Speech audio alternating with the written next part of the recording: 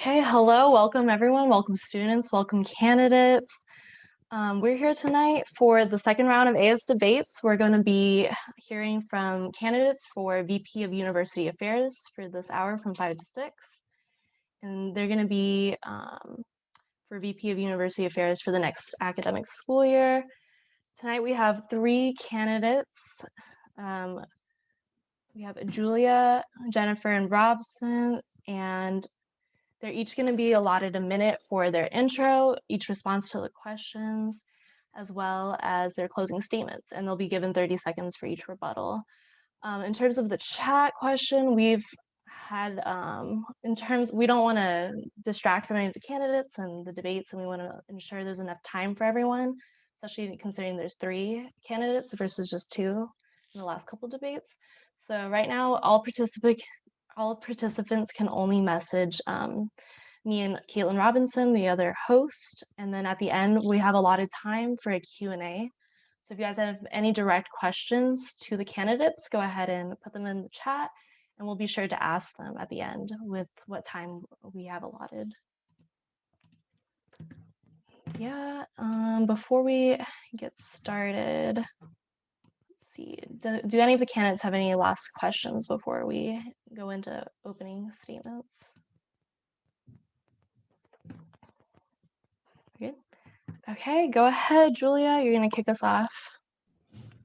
Good afternoon, everyone. I'm so glad you all are here for the University Affairs debates. My name is Julia Lauren. I am a sophomore and double major in theater arts performance and political science. And I'm excited to be running for the University Affairs position. As a student leader here at SUSU, I believe it's really important for the students to have their voices heard by our administration. I want to be the leader and advocate for you. I'm just another student here, understanding what you're going through, because especially during this time, and I'm just so passionate to be there for you and really leave a legacy for us all here in our SDSU community. With that, I really hope that you put your best interest in who you think can run our school. We're all here working towards the same goal and being there for you as student leaders and for our student community. So thank you. Okay, great. Thank you, Julia. Go ahead, Jennifer, with your opening statement. Thank you. Good evening, everyone, and thank you so much for tuning in with us tonight. I'd first like to start off by thanking the Daily Aztec and both of our incredible moderators for coming to this event and allowing me to speak more on my love for this campus. In addition, I also want to thank my opponents for being here today. And then I would also like to focus on the students. The student voice is going to be my #1 priority when coming into this position as your future Chief Academic Officer. Given my experience as a Panhellenic woman in Kappa Alpha Theta sorority, I've had the opportunity to be surrounded by women who are driven both academically and philanthropically. I want to take my experiences with the Aztecs Rock Hunger campaign, with the Your Voice Matters campaign, and on the University Affairs Board, being in residential education and being on the executive board for the Aztec Professional Pre-Health Organization, and bring that perspective into this position. As a first-generation college student, I've had to work incredibly hard to be in the position that I am today, and I hope to properly represent you all further in this position. Thank you. Okay, thank you, Jennifer. And go ahead, Robson, your opening statement. Thank you. Hello, my name is Robson Winter, and I'd like to start by thanking the Daily Aztec and all the amazing people who are putting on these debates today. I'd also like to thank my two opponents for being here and giving me the chance to discuss these important topics. My passion for student advocacy began when I was in high school and I saw the effects of home insecurity. From there, when I came to SDSU and was so warmly accepted into so many communities, I was just really knew I'd wanted to give back. I recognize all the privileges that I've had, and I want to use this platform to represent and advocate for students in the best way that I think I can. That's why I'm running to be your Vice President of University Affairs. Currently serving as your College of Arts and Letters representative and your External Relations Board Vice Chair, I've had the unique opportunity of getting to advocate for students both inside and outside of SDSU. From lobbying at the state capitol to organizing public comment for the Academic Senate, I have seen the power of the student voice. Originally, when I started seeing the effects of home insecurity on students and how much it impacted their academic careers, I knew I wanted to do something about that. That's why here at SDSU, I want to make sure that every student has a shot to succeed. And this means doing what AS does best, bringing together all student voices through campaigns like Your Voice Matters, and using the University Affairs Board, the Academic Affairs Committee, and the University Council to make sure that we are bringing these voices together, unifying them, and making sure they're heard in every meeting. If elected, I will guarantee that the student voice is not just heard, but empowered. Thank you. Thank you, Robson. Okay, go ahead, Caitlin. Go ahead and. All right, thank you, everyone. Your first question is going to be, at this time last year, we were conducting these debates in an empty student union theater. This year, we're on Zoom. For the past 12 months, students have been tuning into classes online, and their connection to campus is almost entirely virtual. Why is it important for students to tune in and participate in the Associated Students elections? We're going to start with Julia. You know, I think it's more important than ever, especially being on Zoom, that students really get their voices heard, because when we're on campus already, we're making decisions for them that they might not necessarily know about.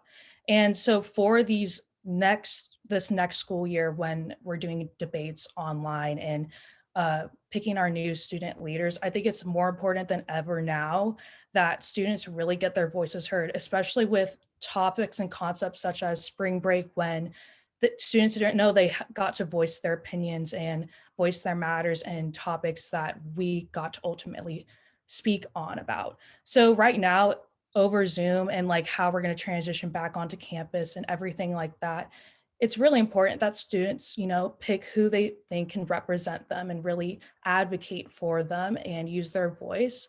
And voter turnout is just something that, you know, everyone is working towards, especially on social media today. That is a big implementation that we are going for, and I think it's something great. Sorry. Thank you. Now we'll go to Jennifer. If you could repeat the question, that would be great. Thank you. Yeah. The question is, at this time last year, we were conducting these debates in an empty student union theater. This year, we're on Zoom. For the past 12 months, students have been tuning into classes online, and their connection to campus is almost entirely virtual. Why is it important for students to tune in and participate in the Associated Students elections? Absolutely. I think it's incredibly vital that students take the opportunity to share their voice. These elections are one of the few opportunities that students directly have to practice shared governance. As AS executives, we will be able to go in and express to the student voice in decisions with the University Senate, as well as within my position in the Academic Affairs Committee and working with the Provost Ochoa. I want to ensure that coming into this transition into the fall 2021 semester, that the hybrid format is executed in a way that ensures that all students experience academic success. This means catering to students within the theater and film arts community who have directly been impacted by the fact that a lot of their classes are online. In addition, I would also like to acknowledge my privilege as a STEM student and the fact that I've had the ability to be in person for some of my classes. Academic success is the most important part of this role, and I want to ensure that it is explicitly distributed in the best way possible. Thank you, Robinson. Thank you. As my opponents touched on, yeah, it is more important now than ever to vote. With students distanced from campus, sometimes it feels like our voices don't matter, especially after that academic senate decision where over 400 students showed up in protest, yet the decision was made in a private Zoom. We need to continue as students to show that our voices matter. And this means choosing the right student advocates.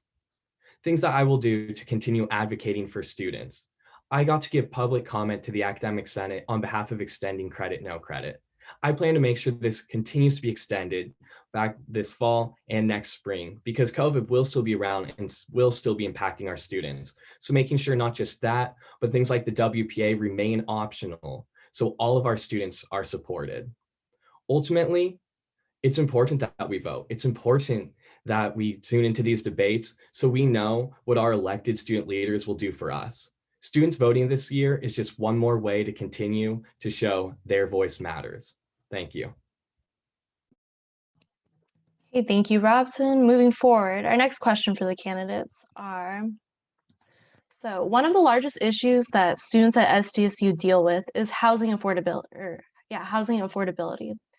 How would you ensure that future housing plans on campus have the students' best interests in mind when it comes down to the price and safety?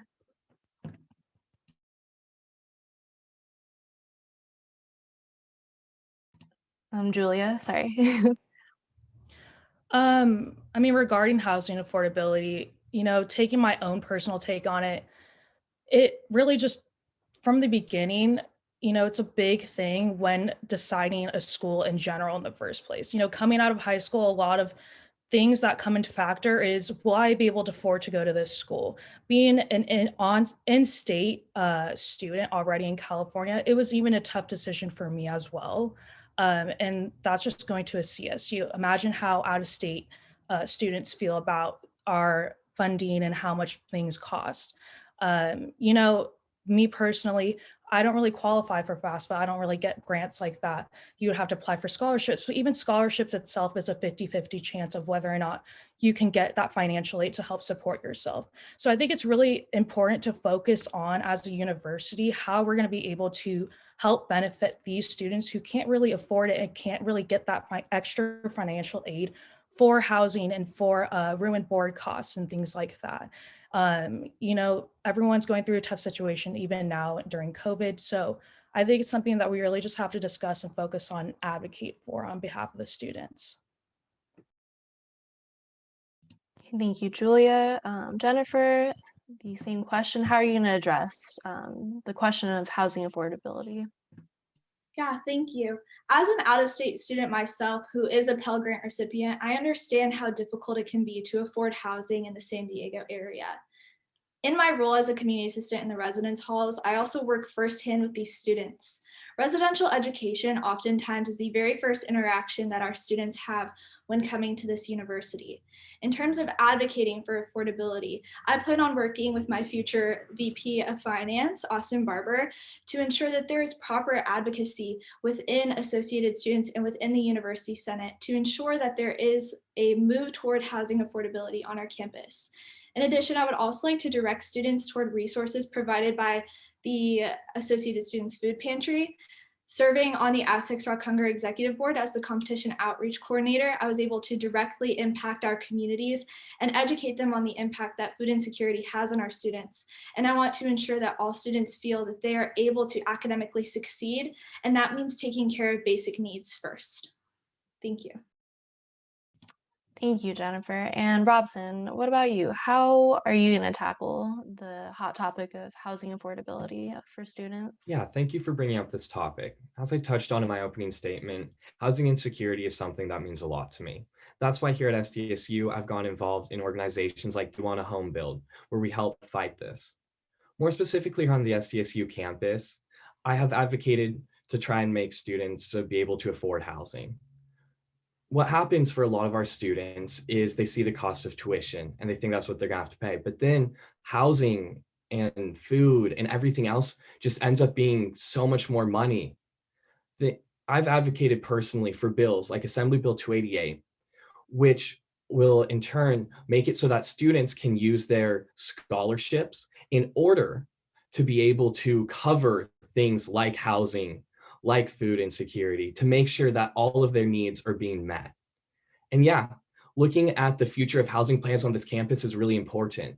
Not just will I work with Kara Bauer, the Director of Residential Education, but one of my main priorities is making sure we get student voices in all meetings. This is why I'll make sure that we get a student voice on the residential programs and planning team, which currently does not have a student sitting on it. This will ensure that student needs are being addressed. Thank you. Thank you, Robson. And do any of the candidates want to respond to one another? We can allot the 30 seconds. Okay, moving forward, go ahead, Caitlin. Okay. Your next question is, for most SDSU students, getting a degree will put them deeply into debt. Many young people who dream of attending SDSU will never because of affordability issues. I'm sorry, Caitlin, did we just do this question? Am I reading the same question? You're reading number 6. Okay. How do you plan to advocate on behalf of young people making college affordable and accessible? And we're talking in general. Now we're talking about tuition. Gotcha. Okay. Julia. I mean, as I said before, coming to college is a big factor on whether or not, you want to go somewhere, but it's not affordable enough for you. And I think in society today, it's just this big normalization that we've made that, college is this thing that gets you a job, and jobs are just looking for your college degree and education. Myself, before I wanted to even go to San Diego State, I wanted to go to New York, but I couldn't do that because I wasn't financially stable, and it was so much money. And being instant gave me the opportunity to go to San Diego State.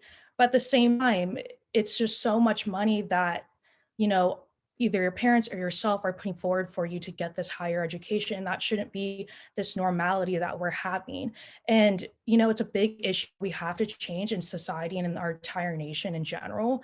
But by taking it step by step, just as a university ourselves, I think we can make this adjustment for students to make it more affordable, because it's crazy. It's honestly insane that we are charging just this resource for life. But with that, I would really want to advocate and talk to administration on how we can really help the students that are in need and who want that resource. Thank you, Jennifer. Yeah, thank you. Once again, as a first-generation college student, I know firsthand the impact that pursuing higher education can make on your career success. In my position, again, I hope to work with my future VP, Austin Barber, to ensure that there are scholarships created through associated students to help incoming students with this financial burden. Again, pointing students toward those resources on campus, such as the AS Food Pantry, and outside of our community, the Jacobs and Cushman San Diego Food Bank, to ensure that there are as many resources possible for the students to ensure that they are able to pursue academic success. Before stepping into the classroom, basic needs are incredibly important to be fulfilled for these students, and I want to ensure that they have the capability to attend college. Thank you. Thank you, Robson. Yeah, so as I touched on in my last answer, making sure that all of the costs of higher education, not just tuition, is really important thing to focus on. But not just that, another thing that can add to making college less affordable for all students is having to take extra time, to have to stay for a 5th year. And from the chief academic officer lens, if we're not addressing all of these needs for our students, then they might get behind in their classes. If a student is hungry, how are they supposed to be able to get their homework done? If they don't know where they're going to sleep tonight, how are they supposed to worry about their midterm next week? That's why I want to work with our advisors and to make their models more look like the models of EOP advisors, the Education Opportunity Program, which works specifically with individual students to make sure that their individual needs are being met and that this matches their academic careers. I want to make sure that students who might be lacking in all of these needs get that individualized attention, since making sure that attending college and obtaining a degree on pace is possible for everyone is a big priority of mine. Thank you. Thank you. Would any candidates like to respond to one another? Okay. Okay, moving forward, a majority, if not all, of each of your slates are involved in a Greek organization. How would you ensure the voices of those outside of Greek life are not drowned out? Julia, go ahead and start us off. I'm entirely new to Greek life. I'm part of the Alpha Gamma Delta sorority. And by not being in Greek life before, there's different organizations that we could reach out to. And being a person of color, it's harder to fit in the time here at the university that's predominantly white. And I just really found out that Greek life, was just an extra resource for me, but it doesn't mean that's for everyone. And that's why one implementation that I really want to do on this campus is advocate for students of colors and for our privacy as students and organizations, and really see where they're coming from, see how they're feeling in their own identity and what groups that they want to find in our university, and really just get them engaged with the community. I think that's what it's really about. You know, my first year, I wasn't involved with AS. I didn't want to take that responsibility as I did in high school, but by myself and what I felt, I really reached out and tried to figure it out. And I want to be that same person for others who reach to them and see what they feel and what and they think that do better for our organizations and groups. Thank you, Julia. Jennifer, what about you? How are you going to make sure the voices outside of Greek life are heard? Absolutely. So given that coming into this position, I will be chairing the University Affairs Board, I want to take advantage of the Your Voice Matters campaign and ensure that it is implemented to the best of its ability. I also want to transition the Your Voice Matters campaign into a more proactive approach. I want to go directly into our communities and ensure that they have a familiar face to go to within AS. I want to bring these campaigns so that we are able to take the voices of all communities and ensure that they are being represented properly within the University Senate. Given that my first year I did become a member of Kappa Alpha Theta, our sorority is involved in a plethora of different areas of campus, and those women have inspired me to reach further into the SDSU community, and I'm incredibly proud of that part of my identity. But I do recognize that there are a lot of identities on campus, and I want to make sure that they are all heard. Thank you. Okay, thank you, Jennifer. And what about you, Robson? Yeah, thank you for this question. I believe it's really important that we're bringing together all student voices. Of course, I do plan on serving as a leader for the Greek community and working to increase safety and transparency within that community. But at the same time, the role of Vice President of University Affairs requires bringing together all student perspectives and making sure that all student voices are heard. First, I'll work with the 2 members of my slate that are not in Greek life and make sure that I'm asking them questions about the projects that I'm working on, involving them and making sure that I have those other parts heard. As Jennifer touched on, Your Voice Matters campaign, it's such a great campaign to be able to do all these walkarounds, make sure that we're reaching out to every corner of campus and letting them know, hey, you can come to us with anything you want. And finally, I also want to personally plan on reaching out to every cultural organization and asking them to send a representative to the University Affairs Board, because I want to make sure we are bringing in a diverse perspective when it comes to all academic policy. This way, no community is drowned out. Thank you. Okay, thank you, Robson. Do any of the candidates want to respond to one another on this question? I would like to, please.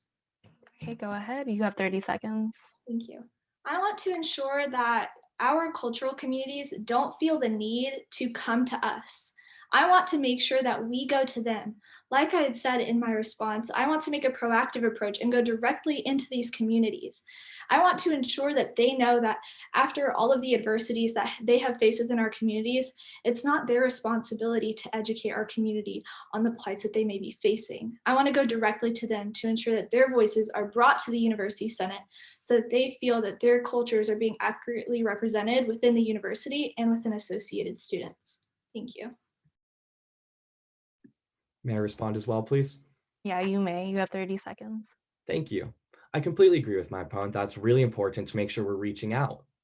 But once we've reached out and we started this communication, it's important to continue this communication and invite them back to be a part of AS. That way we can make sure that we're continuing to hear their voices all the time and make sure that they're involved in every level of academic policy making. Thank you. Okay. I would like to respond. Go ahead, Julia. You have 30 seconds. I think both my opponents make great points, and being a person of color myself, I feel like we just need to be acknowledged by the SDSU community. We need to be acknowledged by the administration. You know, it's really hard having these issues already of being a person of color and then coming into a school, an institution, and education where, you know, we have to do so much more and we have to work so much harder. And so I think by just getting that acknowledgement that the university is there for us in the beginning before we even need, that is a reach out, you know, that's reaching out to us in general.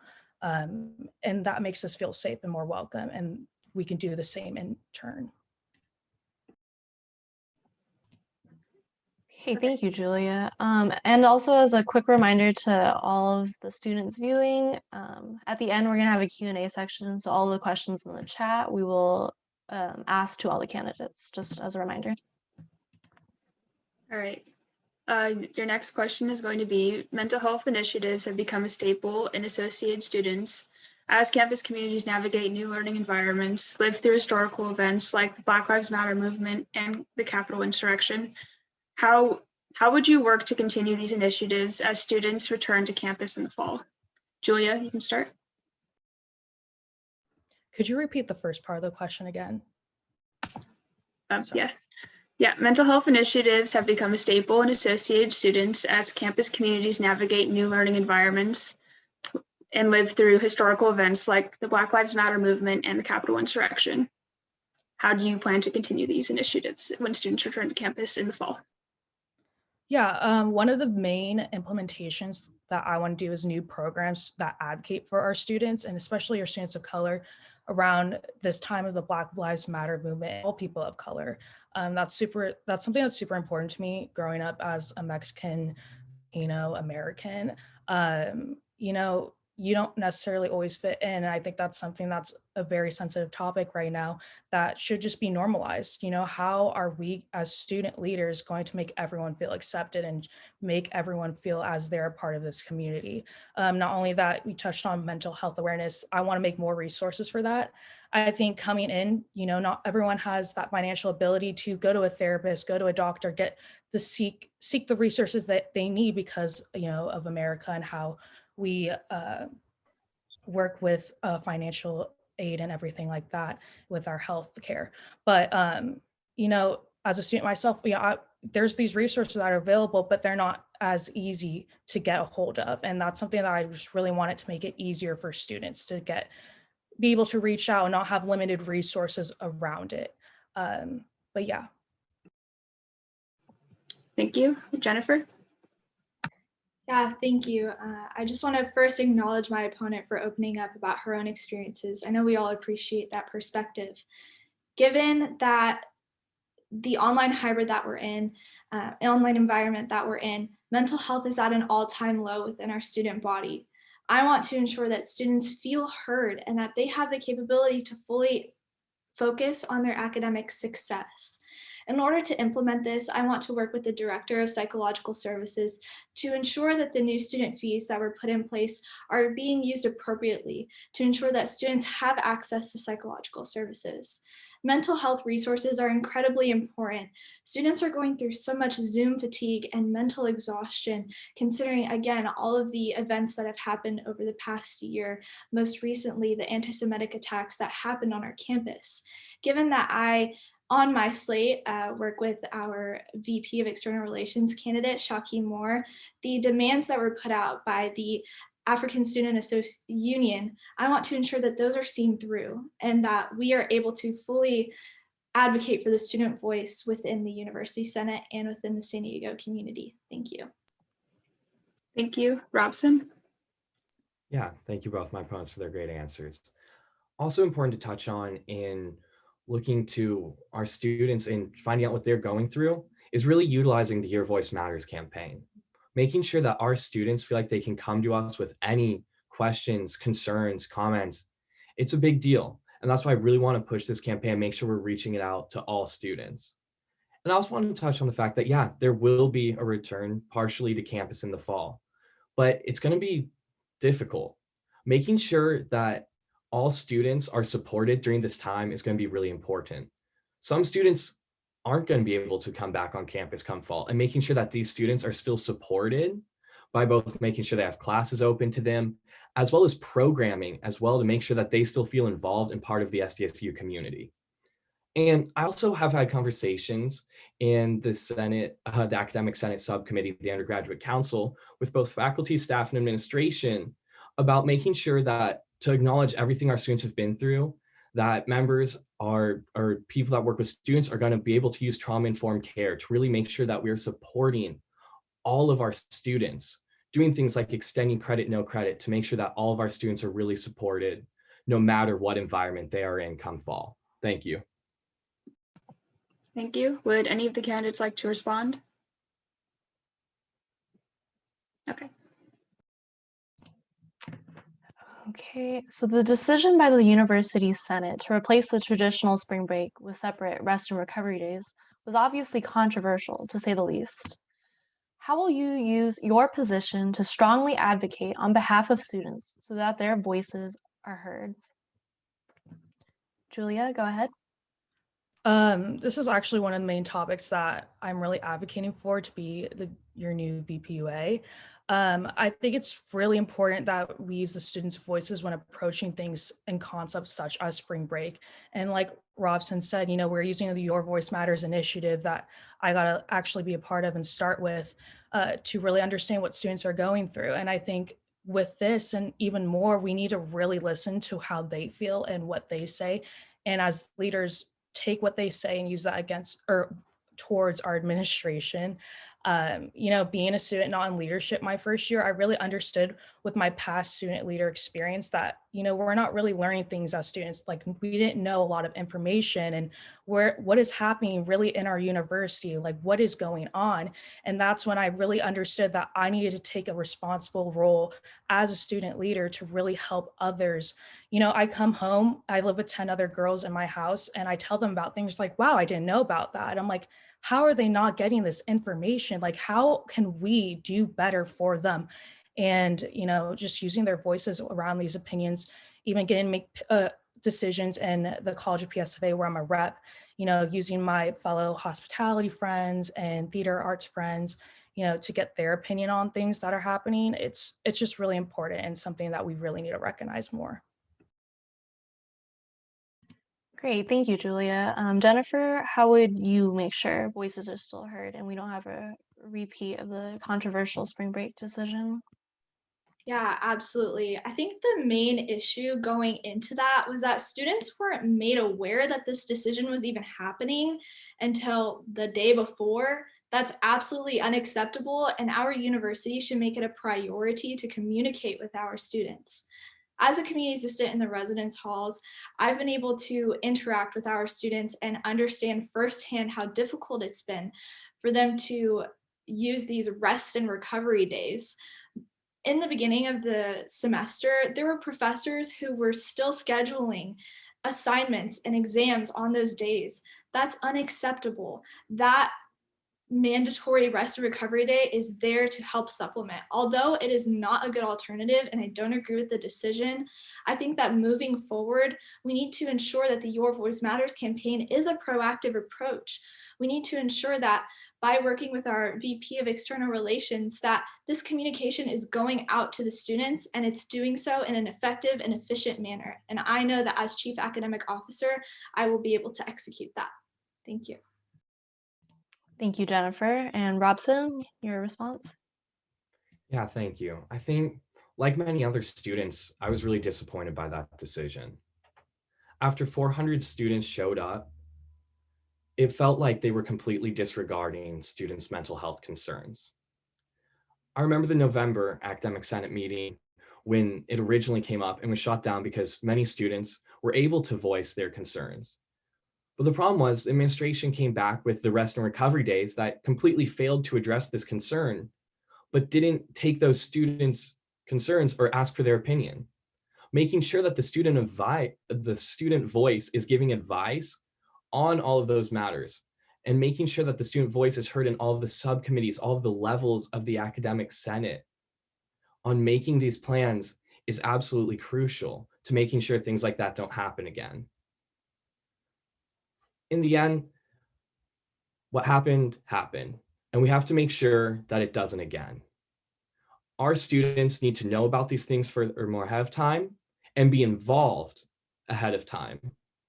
That's how I plan on fighting to make sure that things like spring break that completely disregard student concerns never happen again. Thank you.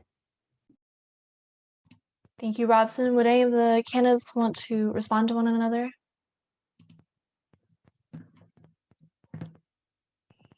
Okay. Next question. With all the different resource centers being implemented on campus, how do you plan to continue to listen to the different student voices and keep diversity a priority? Julia, you can start. I mean, with, resources that I know we just made a new one that's on the AS website, giving subcategories and categories off of that to help make things easier. But I think we needed to really just implement that more into our university and really reach out to students and let them know that there are these resources here for you, no matter what you may need. And with the Your Voice Matters movement as well, I think that was a great start to our university, and seeing how much work Crystal and Brandy and Margot really put in behind the scenes was amazing. And it's like, wow, like these people are really working for us as students. Like, how can we continue this legacy? How can we continue this implementation throughout our university for generations to come to San Diego State? We're just gonna have to do something even bigger, something that really reaches out to every single student, because every single student is different. Every single student, is majoring in something different. Regards to advocating for other groups, that's something that we could really tie into that. Especially, with my experience, I think it's something that's just important that we have to really reach out to every single person, not just, one person over another. Thank you. Thank you. Jennifer, your response? Would you mind repeating the question so I can fully address it? Sure. The question was, sorry, I thought I heard someone else talking. With all the different resource centers being implemented on campus, how do you plan to continue to listen to different student voices and keep diversity a priority? Absolutely. Like I had previously touched on, I want to turn the Your Voice Matters campaign into a more proactive approach. I believe that the Your Voice Matters campaign has made great strides in making sure that students feel that they have a voice within the university. But I think that the issue with the Your Voice Matters campaign is that it's in an online platform. Students aren't just numbers. We have 30,000 stories on this campus. I want to ensure that all of these stories are heard. I myself am going to go into each of these centers and ensure that students are having their voices heard. They need a familiar face on this campus, not just another screen to type into. Thank you. Thank you. Robson, your response? Yes, thank you for asking this question. I want to start by touching on the work that I have been doing. Ever since getting involved as a freshman, I started to have conversations with SDSU leaders on things like AB 1460, which eventually passed and now requires that there is an ethnic studies requirement at every CSU, meaning that our students are graduating and being more culturally competent. On top of this, I want to make sure that we are supporting every student. We've already touched on Your Voice Matters and how this can be used to reach out to everyone and make sure their concerns are being met. Once again, inviting the representatives of all the cultural organizations to make sure they're getting a say in academic policy that affects them and that we get to hear their perspective. Continuing to work and fight for Grad Initiative 2025 to make sure all students are getting a shot at an equitable education. And finally, I really want to make sure that I get the chance to work with my Vice President of External Relations to advocate for getting the Women's Resource Center and the Pride Center their own buildings. All student voices need to be heard, and I will make sure as Vice President of University Affairs that diversity is a priority. Thank you. Thank you. Would any of the candidates like to respond to each other? Okay. Okay, so if elected, what do you plan to be your top 3 priorities during your service? Julia, go ahead and kick us off. So I have a few priorities, but things that we haven't touched on were a smooth transition back to campus. That is my main priorities. I think that, going onto Zoom, it was hard enough, especially with mental health and everything like that. But, going back onto campus is going to be even harder, especially for those students who haven't even experienced college yet, that haven't had a freshman year and haven't even had a graduation in high school. So I think it's going to be so much harder for them, and something that we really need to focus on those students who need that extra help and student help from going on Zoom in college to back to the university. Um, Touching on that, I also really want to advocate for those who need mental health awareness resources. We kind of talked about, but I think it's so much more important, something that, not really everyone understands, even with spring break, as Robson was saying, we didn't get that mental health help that we actually needed from university. And, not understanding what we're going through is just, and it's something that I don't want to see again. And I don't want my friends and every single student here at the university to, go through. Not only this, but I think that, we just need privacy as students, knowing that my friends or whatever our people are going through our social medias, and, like with the programs online, people like looking through our Zoom cameras, seeing our backgrounds, teachers making us put our cameras on, the respondus, hearing this, that will affect your grade. I think it's just something that we just really need to fix. It shouldn't be a problem. And the fact that it is just, kind of insane in a way. Okay, thank you, Julia. Jennifer? Yes, thank you for the opportunity to speak on my goals coming into this role. My number one priority coming into this role, like Julia said, is to ensure a smooth transition into the hybrid format. I want to ensure students who are coming back to campus that resources such as the library are going to be open in the fall of 2021. So that way we have the capability to interact as students and support each other through academic success. I also want to ensure students that I will be advocating for shorter course wait lists and advising wait times. The College of Business this semester had a course waitlist of over 200 students. That's unacceptable. That pushes back graduation rates, which is the exact opposite of a lot of initiatives that this university has put forth. And I want to work with Provost Ochoa to ensure that enough resources and classes are available to students. In addition, I also want to ensure that the new advising system is put into place and transition into smoothly, and that students are educated on how to navigate it. And my last priority is to ensure that shared governance is capitalized on. Given that I will have a voting seat on the University Senate, I will have the capability to go in and ensure that decisions such as spring break are advocated for with the student voice. I want to ensure that Lockdown Browser isn't implementing on your student privacy. That is absolutely unacceptable that professors are using this to hang over students' heads. I want to ensure you that academic success and your mental health is my number one priority, and I will be able to represent that as your future Chief Academic Officer. Thank you. Thank you, Jennifer. Robson? Thank you. My first priority is making sure that Respondus Monitor is going to be banned throughout the SDSU campus.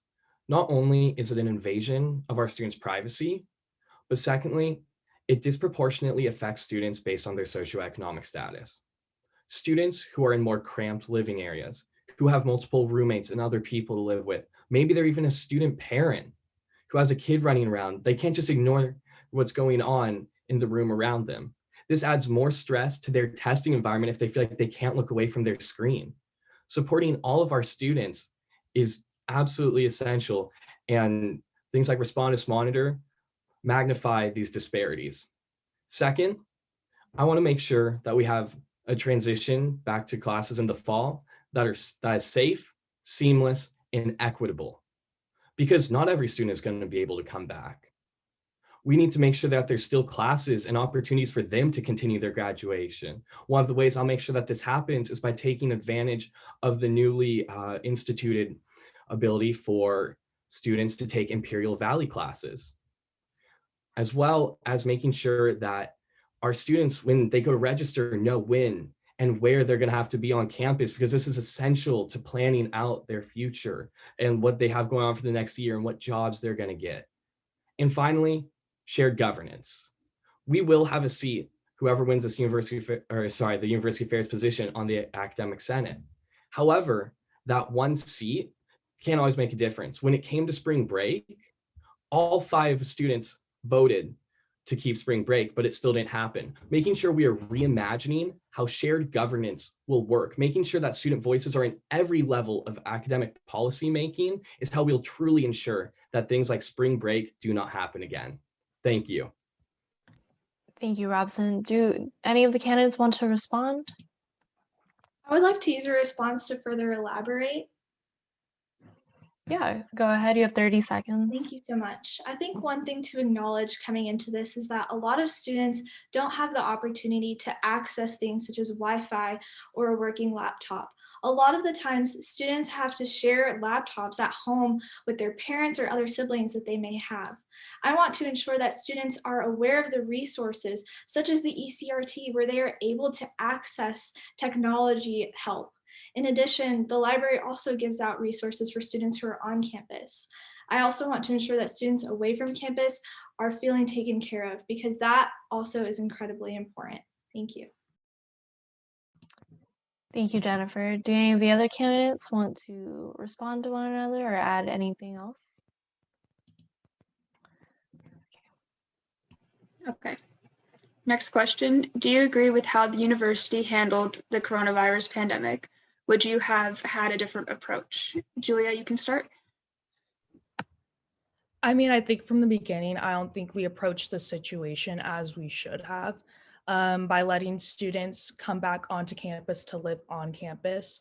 I don't think that was necessarily the best approach that we could have taken to the situation because, we did see a spike in cases. And I think also going off of that for future notice, are we going to really make sure that sophomores are living on campus as well, making them have to have that choice and have that opportunity. I know it's a good opportunity to get in touch with your fellow students, but at the same time, we need to save money in some way. And is it the best thing, especially during this time of COVID? Or how are we going to do this for next semester? I think just from the beginning, we could have taken a different approach, and it kind of backfired in a way to the university and how COVID kind of affected us, like all of us, because I even signed up myself for an on-person class this semester, and not once have I been able to go on campus. So it's something that we really need to look at very severely, especially with classes on campus next semester and how we are going to really handle COVID. And I think just testing is a great positive thing that the university is doing now, having to get tested every 14 days. However, I think we just need to look at this situation in a bigger perspective and how we can really handle and tackle our past negative approaches. Thank you. Jennifer, your response? No, I do not. I think that coming into this campus, the university should have required students to get tested. That initiative alone would have made such a big difference. But instead, when the university was given the opportunity to make a decision about spring break, they used students as the scapegoat.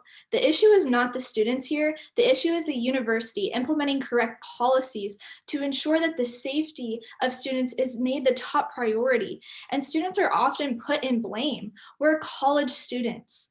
All we are trying to do is come here and have an education and being able to interact and develop both mentally and emotionally and have social interaction. I believe that the university has learned from its mistakes and there are always improvements to be made, but I hope to see those improvements made in the fall of 2021. Thank you.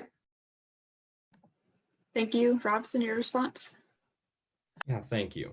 Obviously, everything that happened with the pandemic was difficult on everyone. So there probably was no perfect response. However, clarity and transparency really should have been put forward as more of a priority. Understanding what our students were getting into when coming back to campus. Were there really going to be in-person classes? What were we going to do to make sure that those happen? I think that, as my opponent Jennifer did a great job touching on, is when students were returned to campus, they should have been tested. But when they weren't and there was a spike in cases, the administration members came out with videos blaming students for the spike in cases, blaming off-campus students, blaming Greek life. The thing is, yeah, students really do need to be accountable. Absolutely. We are responsible for the safety and health of not just ourselves, but also of our communities. But at the end of the day, when it comes to work with administration, accountability is a two-way street. And as Vice President of University Affairs, I plan on holding everyone accountable, no matter their title. Thank you. I would like to make a response, if that's okay. Go ahead, you have 30 seconds. I would like to respond to a point that Julia made. I believe that the university did make the correct decision to allow housing to be open for students. I think it's important to recognize that not everybody has a safe at-home living situation. The university allowing students to come back and truly have a space where they can engage in the material, I felt is incredibly important. Being a community assistant myself and working with students in programs such as the Guardian Scholars Program, which helps to house and create an academic space for students who were previously incarcerated or who were in the foster system, is vital to our San Diego State community because they truly make an impact and are an important part of our campus community. Thank you. Thank you. Would anyone else like to respond? I would like to. Continue on that, or sorry, go ahead, Julia, you go ahead. Julia first, 30 seconds. As Jennifer was saying, I do think it is important that, freshmen and those students that were coming back on campus or coming back to San Diego, it is really important to them to be here in this space, in this learning environment, and with their peers, learning about San Diego State. I also just think that, San Diego could have taken a better approach to testing before they came on campus. And I think that would have really helped or made an impact from the beginning. I don't think I touched on that before, but that's what I was going at earlier. Thank you. Robson, do you still want to respond? Yeah, I would love to. Thank you. Okay. 30 seconds. Go ahead. Thanks. I do believe that is completely important that students have the ability to come back to campus and be involved in these communities. But also not just looking at the past, we need to use this towards moving towards the future and what our plans are. Next year, fall 2021, are students going to be required to live on campus under sophomore success? Are freshmen who might live in the local area going to be required to come back to campus, even though this might add more fees? We need to make sure that the student voice is being heard when it comes to the housing initiatives going forward. Thank you. Okay, so we've reached the Q&A portion. We are going to be looking through both of our chats to ask questions from the audience. Caitlin, do you want to go first, or do you want me to read from my direct chats? If you'd like to start, that'd be good. Okay, so I don't want to butcher anyone's name, but how will you work with our sister institutions in the CSU to adopt campus best practices to implement at SDSU? And we'll say no time limit, but remember, we only have a couple minutes before we reach the end.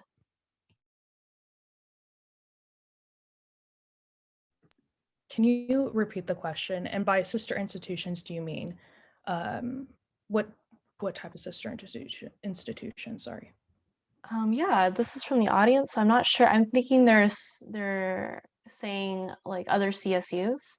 So how will you work with the other representatives from other CSUs to adopt campus best practices to implement at SDSU?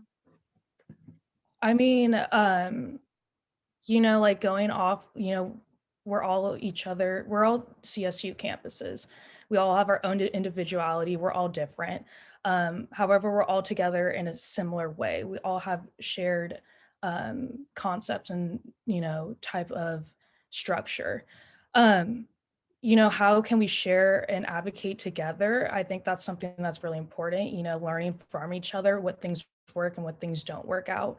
Not only this, I think, going off of like housing resources, things like that in the California State universities, we do charge money for being here on campus. And that's something I think if we all work together, that would be a really huge thing, showing that we're the state universities that are changing something, that we are becoming this new and improved idea of how we can change our university, and maybe others throughout other states can do that as well. And just like simple concepts and things like that, can turn into something that is so big. And it doesn't even have to be around housing. I was just using that as an example, but even advocacy and, spreading diversity across our campus and working with organizations and groups and sharing those organizations groups with other campuses. This is just, I feel like this is a very general topic, but there's so many little things that can come out of it and so many things that we can work on with other CSUs and really just learn from each other. I think that's what life is experience and how you can bring a better experience for those to come. And yeah.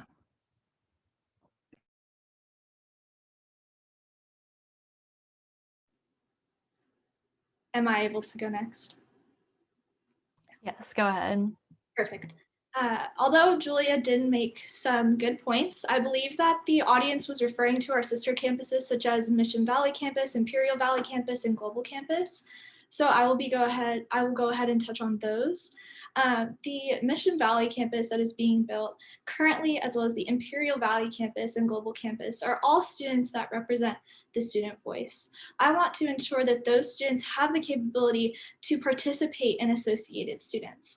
I want to work with the Imperial Valley associated students to ensure that their voices are being implemented on main campus, as well as working with all of the deans of the different campuses to ensure that we are enacting policy that is representative of all campus to ensure that the SDSU spirit is widely expressed throughout all of the SDSU community, regardless of where you may be. Thank you. Thank you, Jennifer. And the student that submitted that question is clarifying. He was referring to fellow CSU campuses, not other sites. But yeah, Robson, go ahead. Hey, no, thank you. Yeah, I'll try and make sure. How about I just touch on both?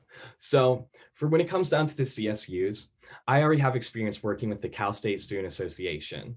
I've been to multiple of their plan areas and gone to work with leaders from across there. As Vice President of University Affairs, I plan on sitting on the CSSA System-Wide Affairs Committee. This would give me the chance to collaborate with other leaders across the CSU and see what has worked and what isn't working for their campus and their academic policies. That will be a way that we can build and collaborate on ideas. Secondly, when it comes to the Imperial Valley campus, I've gotten the pleasure of working with their Associate Students President, Lawson, before, as well as many of their other amazing AS members. I want to continue this collaboration and making sure that our policies are supporting every SDSU student. Thank you. Thank you. So we have a lot of questions in the chat, and we are supposed to stop promptly at 6. Unfortunately, we are out of time, but something that could be interesting, we could do, I don't know, I'm just talking off the, just off the top of my head. Maybe some of these questions we could do type of like a Q&A Insta stories on the Daily Aztec Instagram page, and we can maybe explore that, because I definitely don't want any of these student questions and input to go unheard. But yeah, as we have the 2 minutes left, let's go ahead and go into closing statements. Julia, go ahead.